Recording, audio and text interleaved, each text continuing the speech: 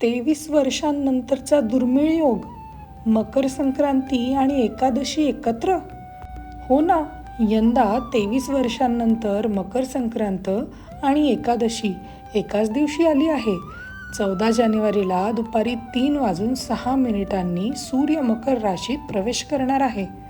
तर षटशिला एकादशी म्हणजेच भगवान श्रीहरी विष्णूंना तीळ वापरून पूजा करण्याचे हे व्रत 2026मध्ये 14 जानेवारी रोजी ह्या दोन्ही तिथी एकाच दिवशी आल्याने अत्यंत शक्तिशाली आणि पुण्ययोग निर्माण झाला आहे.